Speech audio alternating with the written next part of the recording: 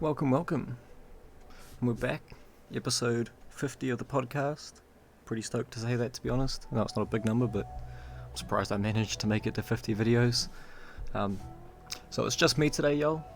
Got no one else here. It's just me. I needed kind of a day to myself, to be honest. But this is something I've have spoken about on podcast before in the past that I wanted to do.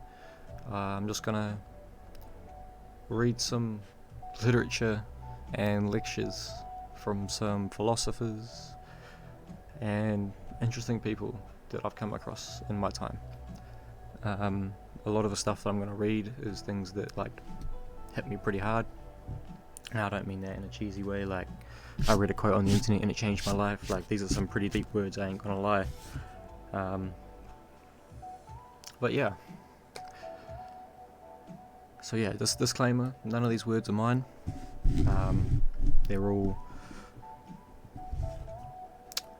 the person's that I'll say they are when I go to do it. I also know that this isn't going to be a very interesting podcast. There's no one here to talk about current events or anything going on. This is one of those episodes where we're getting away from that. Get rid of what's happening in the world outside of these walls. Just yeah. So yeah, but yeah, as I said, I don't expect this to get much views on it. I don't think people were gonna be overly ecstatic to listen or watch these kind of podcasts. But I've been wanting to do them. I'm gonna do them. It breaks it up a little bit. This is gonna be about everything this podcast. So hey, it's what I'm doing. And I also know the ones that do listen just for a bit of background noise every day. So this kind of goes out to you guys, because I know that you guys just listen to get through the day or try to see things a different way, or use it to soothe the mind a little. I know I ain't the best voice in the world, but you guys seem to like listening. Also, disclaimer, I'm a crap reader. I'm not very good at it. Half the reason I kind of want to do this so I can get better at reading. I listen to a lot of lectures from philosophers, but there's a great amount of books out there that I know would be a lot better than listening to them talk their lectures. Reading the words can be a lot more powerful, I believe. It's just I struggle to. I'm also, on top of that, going to push the boundaries of what I can do on the podcast a little. I've got some music playing in the background. I'm just going to start keeping it on that, kind of see what level it's at. Maybe I just turn it down a little bit. I can't actually listen to it, so I'm actually not too sure what the levels are like, but I hope it's not too bad for you. Oh, shit. Apologies, guys. So yeah, I hope you enjoy. I don't know how long it's going to go for. I'm just going to read, and yeah, hope you enjoy. I'm just going to start by reading some chapters from a book called The Book on Taboo Against Knowing Who You Are, which is by Alan Watts. For those of you who don't know who Alan Watts is, I talk about him a lot on here. I really idolise that guy. He's absolutely changed my life. I don't see the world the same way anymore. But I highly recommend going and listening to his lectures or reading his books. It's probably whose words I'm going to say today, mostly. But I'm going to start with some of the first chapter anyway, see how far through I go of this book here. The Book on Taboo Against Knowing Who You Are by Alan Watts. For those interested, it was, let's see if I can work out some info on the book here. It was published in 1973.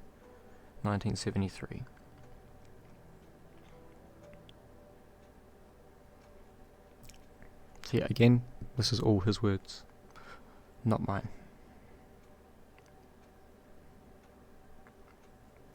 Chapter 1, Inside Information. Just what should a young man or woman know in order to be in the know? Is there, in other words, some inside information, some special taboo, some real lowdown on life and existence that most parents and teachers either don't know or won't tell? In Japan, it was once customary to give young people About to be Married, a Pillow Talk. This was a small volume of woodblock prints, often coloured, showing all the details of sexual intercourse. It wasn't just that, as the Chinese say, one picture is worth 1,000 words. It was also that it spread parents the embarrassment of explaining these intimate matters face to face. But today in the West, you can get such information at any newsstand. Sex is no longer a serious taboo. Teenagers sometimes more know about it than adults.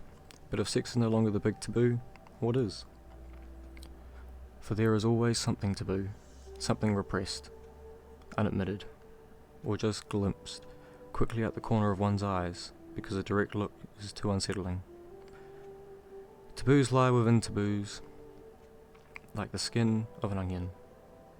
What then would the book which fathers might slip to their sons and mothers to do their daughters without ever admitting it openly?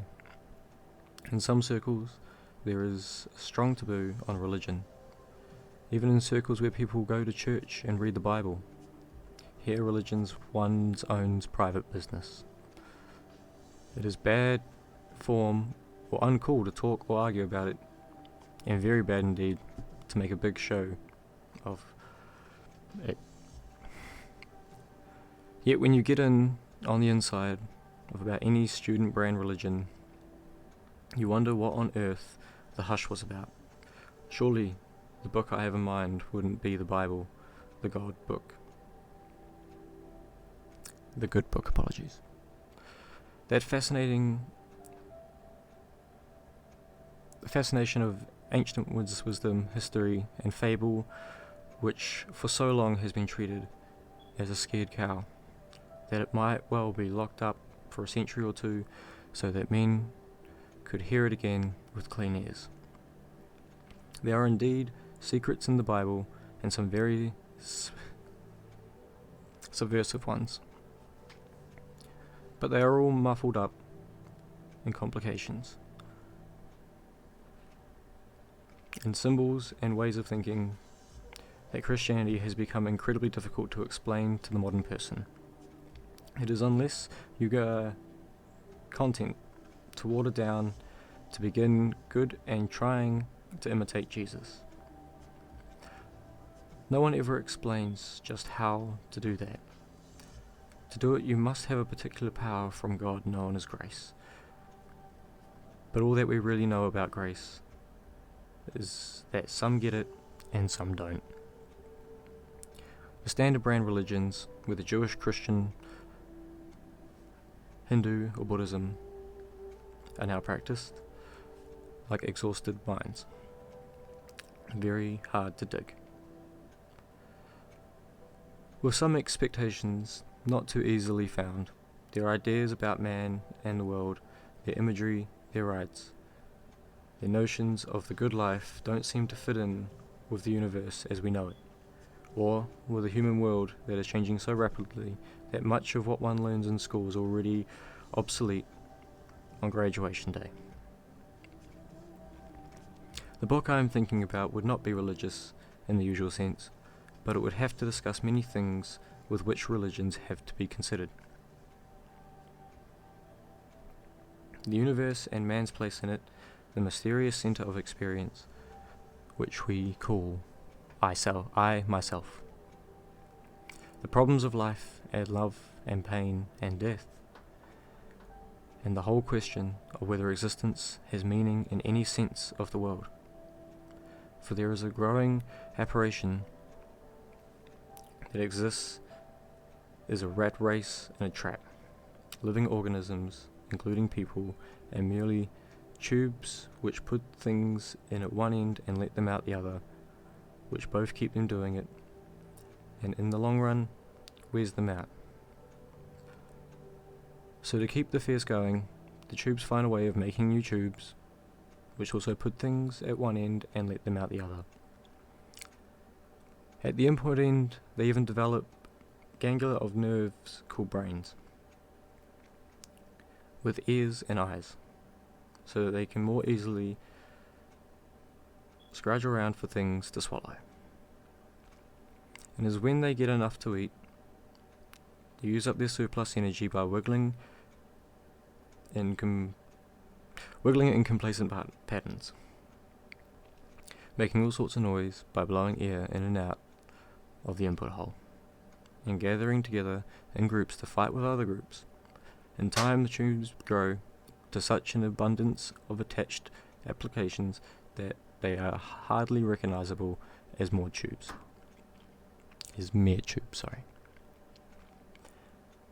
And they manage to do this in a straggling variety of forms. There is a vague rule not to eat tubes of your own form, but in general, there is serious competition as to who is going to be the top type of tube. This all seems marvellously fluid, and yet, when you begin to think about it, it begins to be more marvellous. Indeed, it seems extremely odd. It is a special kind of enlightenment to have this feeling that the unusual, the way things normally are, is odd, uncanny, and highly improbable. G.K. Chesterton once said that it is one thing to be amazed at the Gordon or the Griffin, creatures which do not exist, but it's quite another and much higher thing to be amazed at a rhinoceros or a giraffe, creatures which do exist, and look as if they don't. This feeling of universally oddity includes a basic and intense wondering about the sense of things. Why, of all possible worlds, this colossal and apparent unnecessary multitude of galaxies in a mysterious curved space-time continuum, these myriads of different tube species playing frantic games of one-upmanship.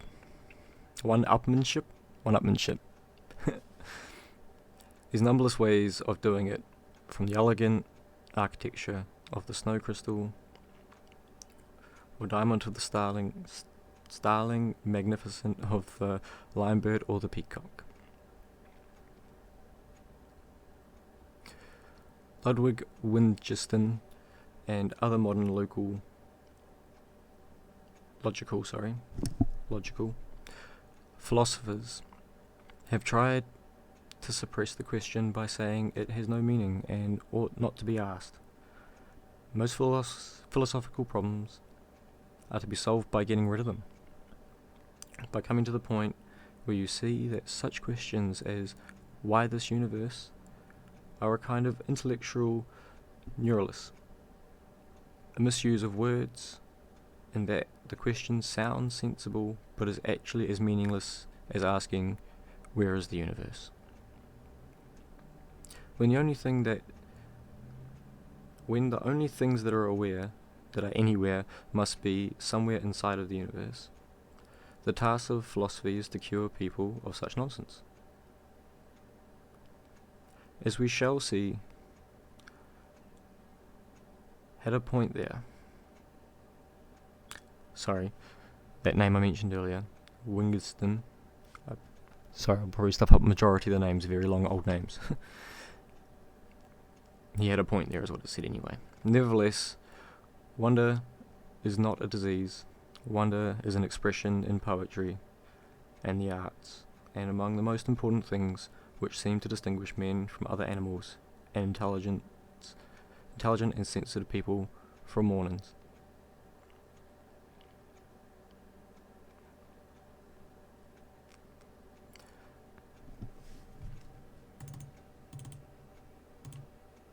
Something's happened to my music, apologies.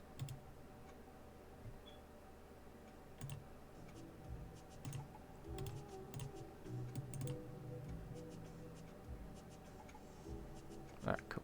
Sorry about that.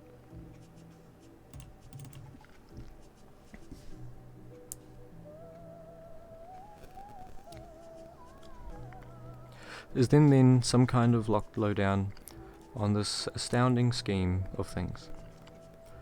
Something that never really gets out through the usual channels for the answer. A historic, religious, or philosophies.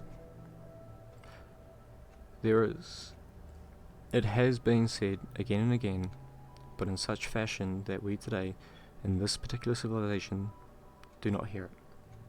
We not realize that it is utterly subversive, not so much in the political or moral sense as in that it turns our ordinary view of things, our common sense, inside out and upside down. It may of course have political or moral consequences, but as yet we have no clear idea of what they may be. Hitherto, this inner revolution of the mind has been confined to rather isolated individuals. It has never, to my knowledge, been widely characteristic of communities or societies. It has often been thought too dangerous for that, hence the taboo. But the world is an extremely dangerous situation, and serious diseases often require the risk of a dangerous cure.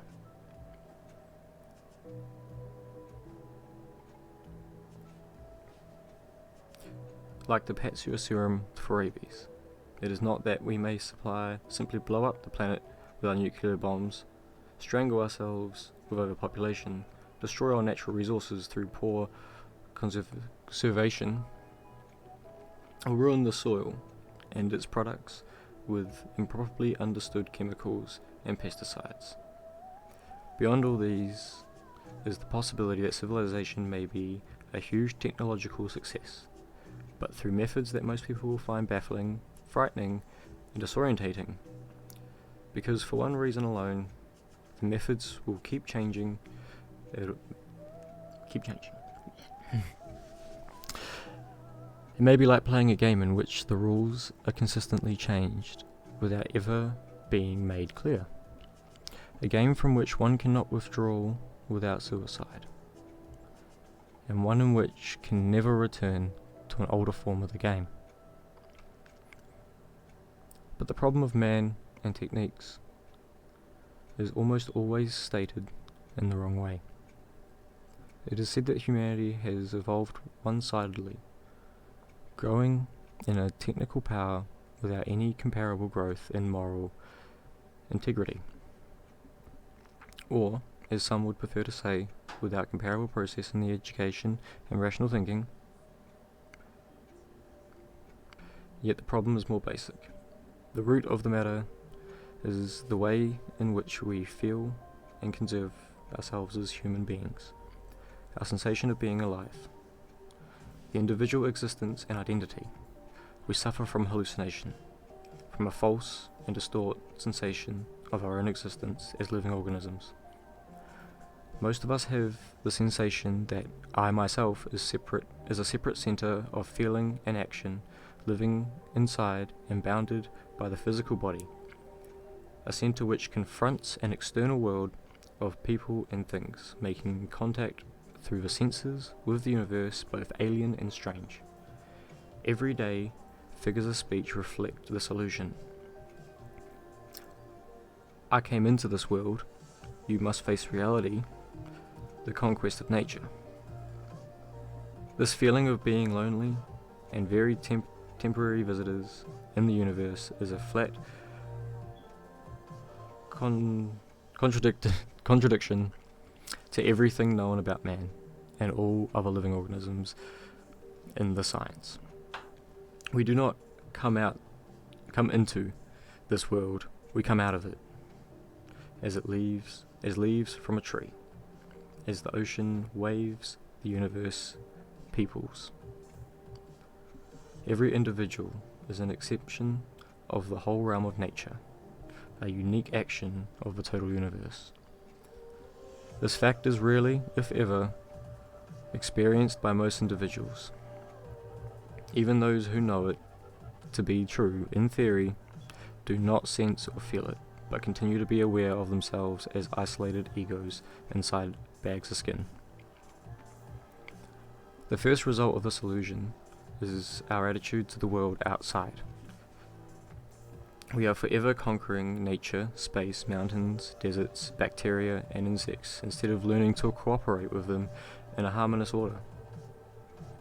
In America, the great symbol of the conquest are the bulldozer and the rocket, dear instruments of the batters, the hills into flat tracks for little boxes made of ticky-tacky and great phallic projectile, and the rockets that blast the sky. Nonetheless, we have fine architects who know how to fit houses into hills without ruining the landscape, and astronauts who know that the Earth is already way out in space, and that our first need for exploring other worlds is sensitive electronic instruments which, like our eyes, will bring the most distant objects into our own brains. The hostile attitude of conquering nature ignores the basic independence of all things and events, that the world beyond the skin is actually an extension of our own bodies, and will end up in destroying the very environment from which we emerge and upon which our whole life depends. The second result of feeling is that we are separate-minded in an alien and mostly stupid universe, that we have no common sense, no way of making sense of the world upon which we agreed in common. It's just my opinion against yours, and therefore most aggressive and violent and thus insensitive people makes the decision.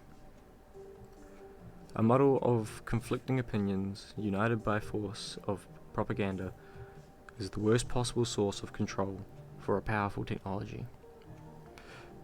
It might seem then that our need for some genius to invent a new religion, a philosophy of life, and a view on the world that is plausible and generally acceptable for the late 12th century. Or that is plausible and generally acceptable for the late 12th century. A modern day saint, to say the least. This, as history has shown repeatedly, is not enough. Religions are diverse and quarrelsome. They are the form of one-upmanship because they depend upon separating the saved from the damaged. The true believers of the heretics, the in-group from the out-group. Even religion liberals play the game of we're more tolerant than you, furthermore, as systems of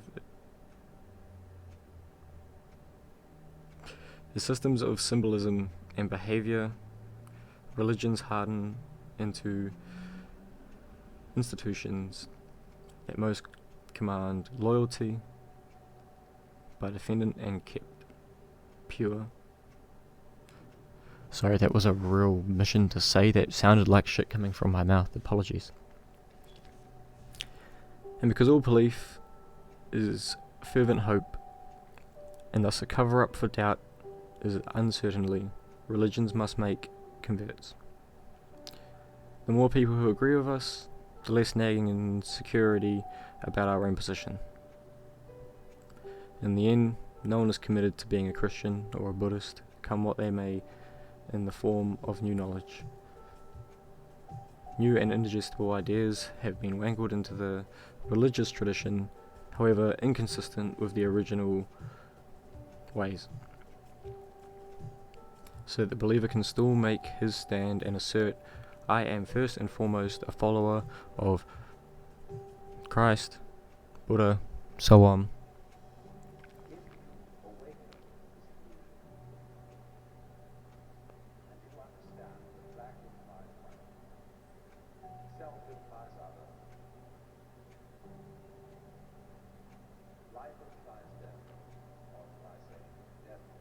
The music's playing Alan Watts.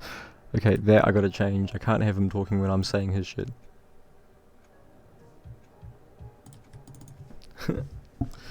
Honestly, go listen to it though. He says this stuff a lot better because it's his words. I just enjoy reading it and hearing it.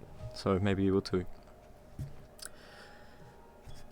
An ancient Jehovah's Witness once tried to convince me that if there were a God of love, he would certainly provide mankind with a reliable and infallible textbook for the guidance of conduct. I replied that no considerate God would destroy the human mind by making it so rigid and unadaptable as to depend upon one book, the Bible, for all the answers. For the use of words, and thus a book, is to print beyond themselves to the world of life and experience that is not mere words or even ideas. Just as money is not real, consumable wealth, books are not life.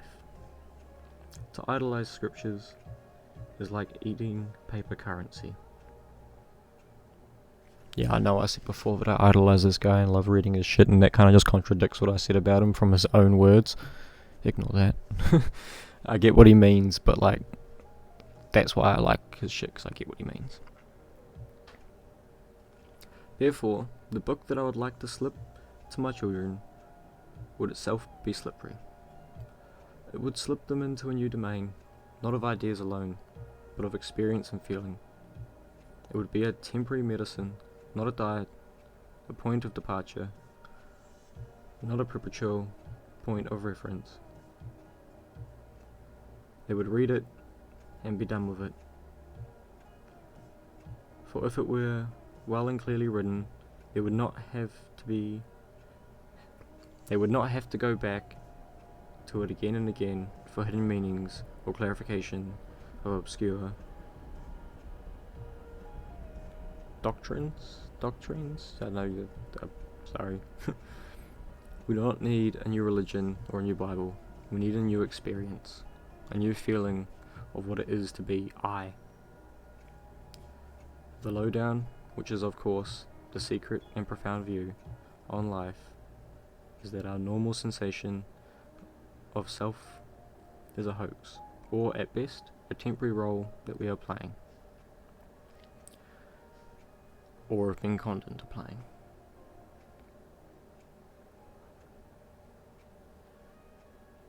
With our own tacit consent, just as every hypnotized person is basically willing to be hypnotized, the mostly strong and force of all known taboos is the taboo against knowing who or what you really are behind the mask of your apparently separate, independent, and isolated ego.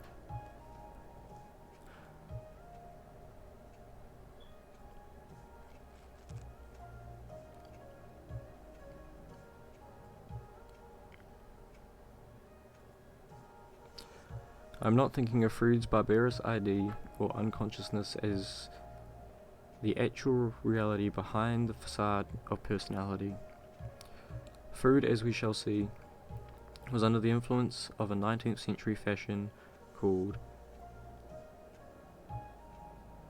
reductionism.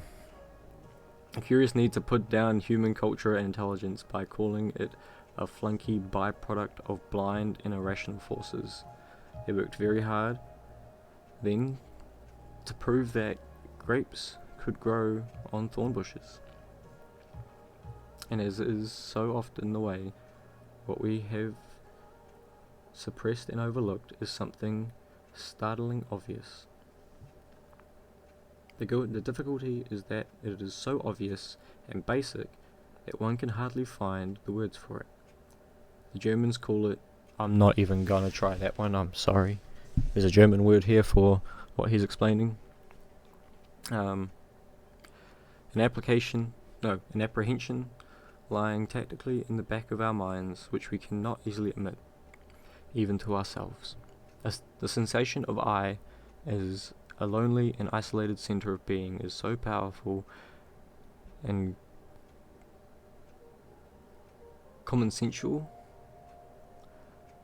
and so fundamental to our modes of speech and thought, to our laws and social and situations, that we cannot experience selfhood except as something superficial in the scheme of the universe.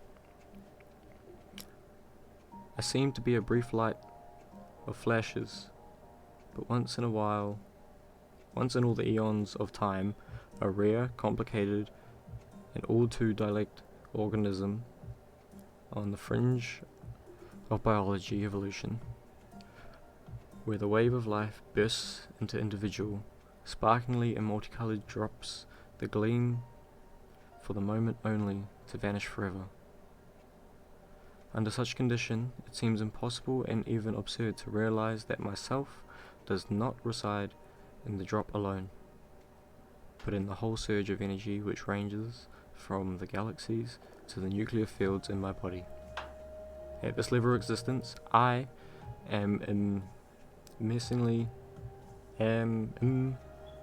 immeasurably odd. My forms are infinite, and their comings and goings are simply the pulses or vibrations of a single and external flow of energy. The difficulty in realizing this to be so is that conceptual thinking cannot grasp it. It is as if the eyes were trying to look at themselves directly, nor as if one were trying to describe the colour of a mirror in terms of colours, reflected in that mirror. Just the sight of something more than all seems just as sight is something more than all things seen, the foundation or ground of our existence and our awareness cannot be understood in terms of things that are known. We are forced, therefore, to speak of it through myth. There is, through special metaphors, analogies, and images which say what it's like is distant from what it is. At one extreme of this meaning, myth is fable, falsehood, or superstition. But another, myth is a useful and fruitful image by which we make sense of life in somewhat the same way that we can explain electrical forces by comparing them with the behaviour of the water or air. Yet myth, in the second sense, is not to be taken literally, just as electricity is not to be confused with air or water. Thus, in using myth, one must take care not to confuse image with fact, which would be like climbing up the signpost instead of following the road. Myth, then, is the form in which I try to answer when children ask me those fundamental metaphysical questions, which come so readily to their minds. Where did the world come from? Why did God make the world? Where was I before I was born? Where do people go when they die? Again and again I have found that they seem to be satisfied with a simple and very ancient story, which goes something like this. There was never a time when the world began, because it goes round and round like a circle, and there is no place on a circle where it begins. Look at my watch, which tells the time. It goes round. And so if the world repeats itself again and again,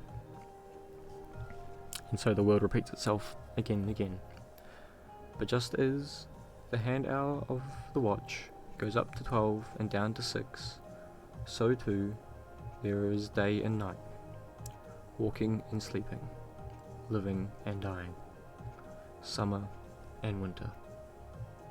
You can't have any one of these without the other, because you wouldn't be able to know what black is unless you had seen it side by side with white, or white unless side by side with black. In the same way, there are times when the world is, and times when it isn't. For if the world went on and on without rest, forever and ever, it would get horribly tired of itself. It comes and it goes. Now you see it, now you don't. So because it doesn't get tired of itself, it always comes back again after it disappears. It's like your breath. It goes in and out, in and out. And if you try and hold it, and for all the time, you feel terrible. It's also like the game of hide and seek, so it's always fine to find new ways of hiding, and to seek for someone who doesn't always hide in the same place. God also likes playing hide and seek, but because there is nothing outside God, he has no one but himself to play with. But he gets over this difficulty by pretending that he is not himself. This is his way of hiding from himself. He pretends that he is you and I, and all the people in the world, all the animals, all the plants, all the rocks, and all the stars. In this way, he has strange and wonderful adventures, some of which are terrible and frightening. But these are just like bad dreams. From when he wakes up, they will disappear. Now when God plays hide and pretends that he is you and I, he does it so well that it takes him a long time to remember where and how he hid himself. That's the whole fun of it. Just what he wanted to do. He doesn't want to find himself too quickly, for that would spoil the game. That is why it is so difficult for you and me to find out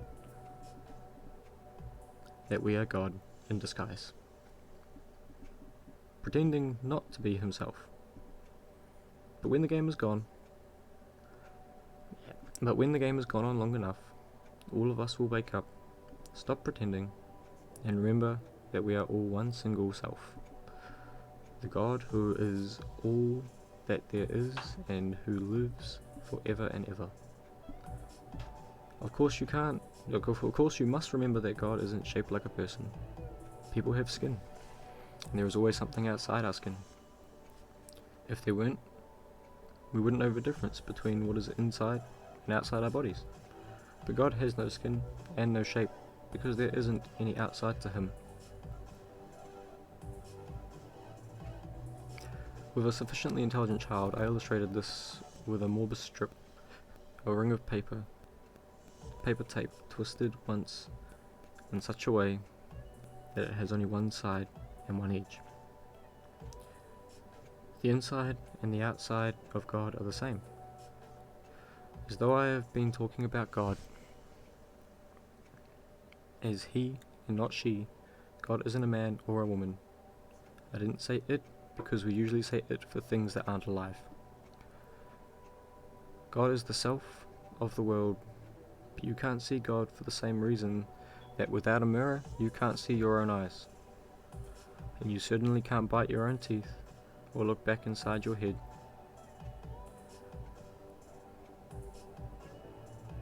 Yourself is that cleverly hidden because it is God hiding.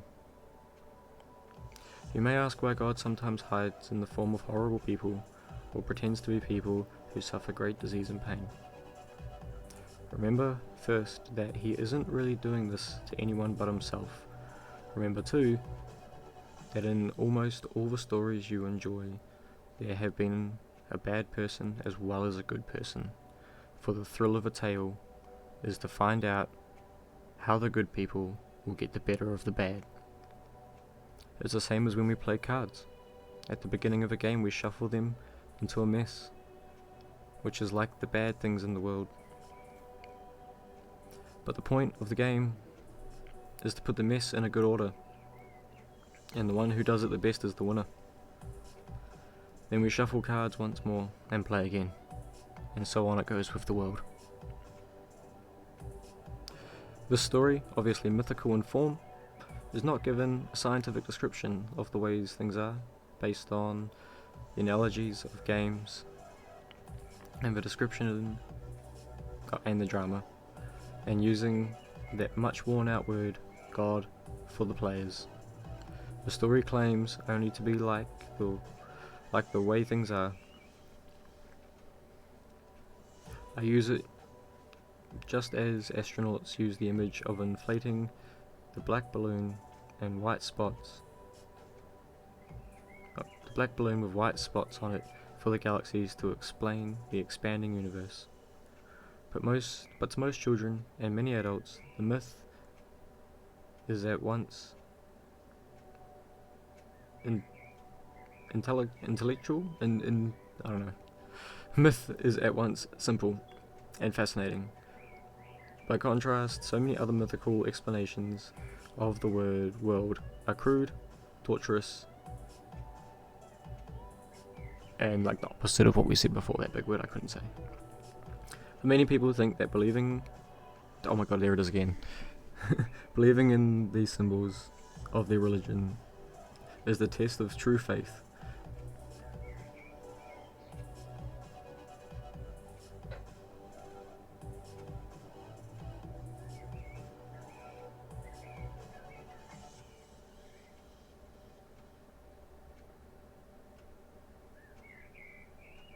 Well, that's just a few pages. That's the first few pages of the book I wanted to read. I do want to come back to that book and read more on it, and I'll probably save where I'm up to be honest. I know it's not very far in it, but I thought I'd move on to like a different topic. So it kind of just keeps it a bit fresh, kind of for myself, because it's me like getting used to the reading thing. I get a few pages into a book and then like my mind drifts off elsewhere.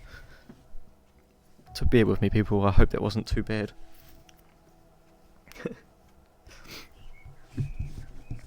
Anyway, the next one is only a 10-minute lecture. Well, Alan Watts reads it out in 10 minutes. It's one of his spoken lectures. I've just got it here in written form, so I'm just gonna read out his whole lecture here. I do quite like it. Warning in advance, it is about death and how we see it as humanity. I love the story of a conversation in an English country house at a dinner party, where the host started up the question of death, asking the various guests what they thought was going to happen to them when they die. And some thought about reincarnation, some talked about various kinds of different planes of being, and others thought they were going to be annihilated. None of the guests had I've written this out wrong from the lecture, but I know it so well. All of the guests had answered except for Sir Roderick, who was a kind of military type, a very deviant pillar of the Church of England. Devout, sorry, two complete different words. Devout pillar of the Church of England. He was the church warden, kind of the vestry and local church parish. And the lady said, "Sir Roderick, you haven't said a word. What do you think's going to happen to you when you die?" "Oh," he said, "I am perfectly certain that I should go to heaven and enjoy everlasting bliss, but I wish you wouldn't indulge on such a depressing conversation. Death in the Western world is a real problem. We hush it up. We pretend it hasn't happened.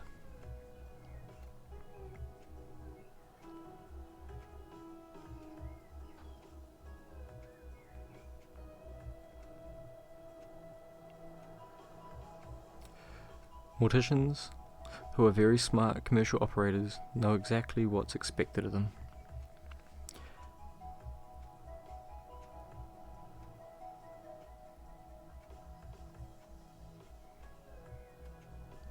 And to make death just awful by pretending it doesn't happen. See, what happens is just you go to the hospital and you're at the end. You've got terminal cancer. And all your friends come around and they wear full smiles and they say, "Cheer up, you'll be alright. And a few days from now you'll be back home and we'll go out for a picnic. The doctors have their bedside manner." Now see, a doctor is absolutely helpless with a terminal case, because by social definition, a doctor is a healer. My god, Alan Watts has come back on the music. I did not realise that this music was going to be loaded with Alan Watts. By social definition, a doctor is a healer. They're not allowed to help you die. I mean, even though he may sneak around the rules sometimes, and do, but he's very definitely got to heal you. So he's going to keep you indefinitely on the ends of tubes and all kinds of things, while there's a certain grave demeanour to all this, and all the nurses are so pleasant and totally distant, because they know this is death. And they may be frank with you, but that's why they feel distant. It's not they're not concerned, it's not they're heartless, but they just don't know how to be frank. Like people when they meet a drunk, and they don't know what to do with a drunk, because he's not behaving right. And when you're dying, You're not behaving right. You're supposed to live. See, we don't know what to do with a dying person. We don't get around that person and say, listen, now I got the news for you. You're going to die. And this is going to be great. No more responsibilities. Don't have to pay those bills no more. Don't have to worry about anything. You're going to just die. And let's go out with a bang. Let's have a party. We'll put some morphine in so you won't hurt too much. And we're going to prop you up in bed. And we're going to bring all your friends and family round. We're going to have champagne. And you're going to die at the end of it. And it's all going to be just marvellous. Just like being born. So when we have birth problems, see, all women used to think that birth had to be painful. It was good for them. You had to suffer because you've been screwing around with some people, and therefore you have to have the child, and it's got to hurt. And then the doctors got together and scratched their heads, and a man called Grantley Dick Reed said, no, birth doesn't hurt. It's natural, and all you have to do is talk these women into the idea that it doesn't hurt, and all these pains are just tensions, and that birth is great and not a disease, and it's not really something you ought to go to hospital for, because you associate hospitals with disease and sickness. But birth isn't sickness. Alright, now let's do some new thinking. What about death? Is death sickness? Or is it a healthy, natural event like being born? Of course it is. So I mean, it is little chance and it is the little change in social attitude about this will fortify everybody else. If I'm alone and all my relatives are pretending to me, it's gonna be hard. It's gonna be hard for me. I've got to challenge the whole bunch of them and get my danger up and say, listen, damn you, I don't want all this thing around here. You got to take a different attitude about my death. Well, it's hard, but if everybody helps me, and we do, we are all one body. They all come around and say, congratulations, you're going to die. Liberation now, you see. Just before you die. I mean, I know very well a skillful priest handling a person dying can do this for them, but he has to talk very, very, very straight. And he has to say, listen, these doctors, you don't pay any attention to them. They're trying to amuse you and deceive you. You're going to die. This isn't terrible, but it's going to be the end of you as a system of memories. So you've got a great chance right now, before it happens, to let go of everything. Because you know it's going to happen, and it's going to help you. It's going to help you let go of everything. So if you have any possessions left, give them away. Give everything away. And if you have anything to say that is you felt that you want to say before you die, that you're kind of hanging on to, or has been bothering you, say it. I don't mean necessarily a last confession, but say it, Sid.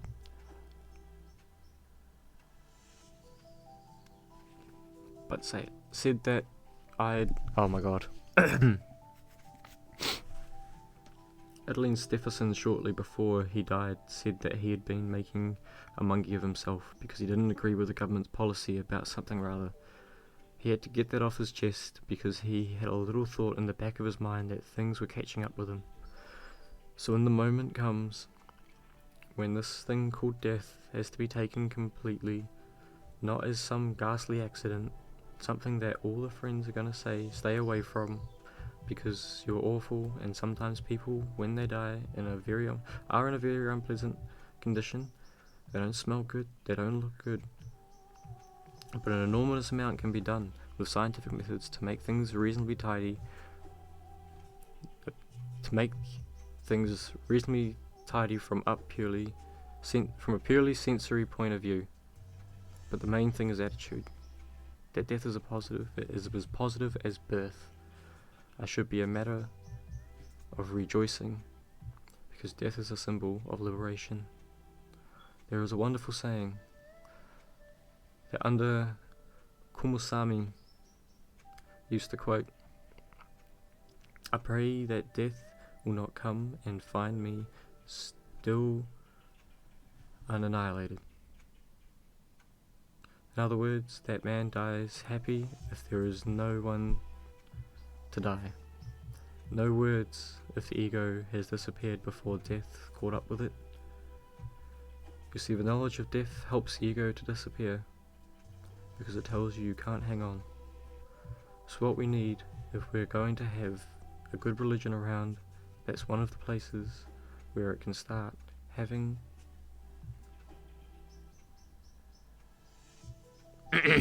sorry, I'll read that again.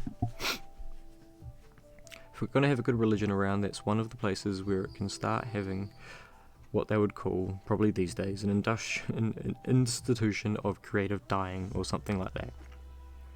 And you can have one department where you can have champagne, cocktail party to die with, another department where you can have a glorious religious rituals, a priest and things like that, another department where you can have psychedelic drugs, another department where you can have special kinds of music, anything. All these arrangements will be provided for you in a hospital for delightful dying.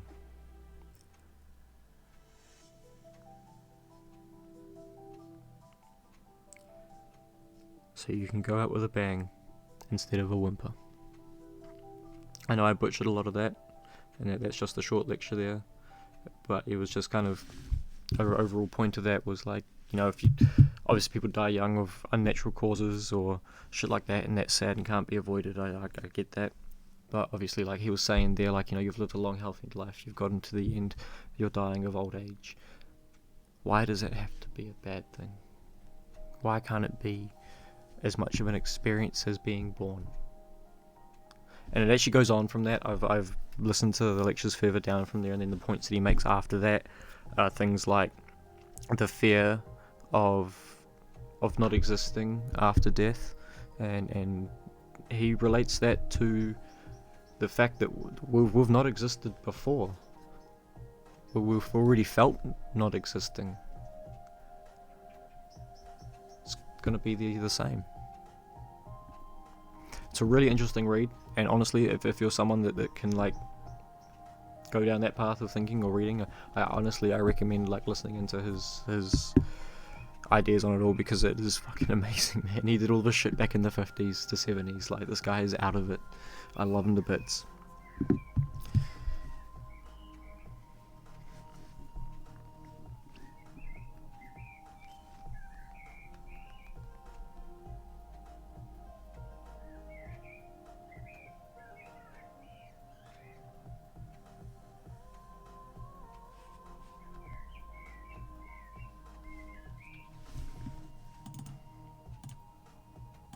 Oh shit, that actually went on for an hour. Okay.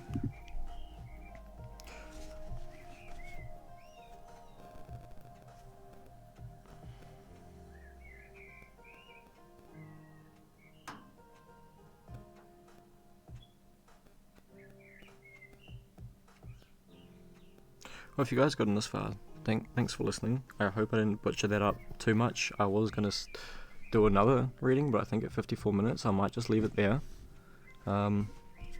Yeah, episode 50, y'all. Here we are. Hope you enjoyed. I know that was like probably real deep and real out of it, but you know, as I said at the start, that's what it was. I'm gonna be doing more of these periodically. I'll probably like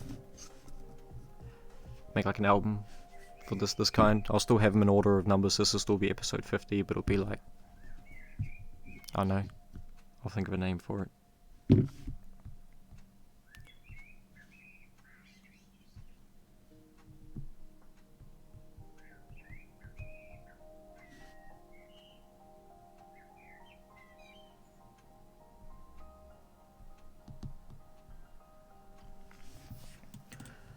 But yeah, I'm just trying to find some. I feel like saying one more thing. What you're saying is often less important than what you're feeling when you're saying it. If you inquire into the hurt, you'll know what you're experiencing is love. We've just barely stopped being monkeys. Duncan Trussell, y'all. Go find him out too. This guy up here, next to Joe. Duncan Trussell. Love him to bits too. He's also said some amazing things. Alright, y'all. Thank you again for watching. Hope this got you through your day. Everyone out there that's hit me up asking to come on, I haven't forgotten anyone, and I will, as I've said, still be going around and getting people on. I'm just in no rush to try and like bust out as many as possible. I want to stick to 2 a week and bury it up with content. So yeah. Alright, y'all. Like, comment, subscribe, hit that bell notification, bookmark this. Go check out the other ones, and I will catch you guys on the next one, I guess. Yeah. Stay woke, y'all. Stay woke.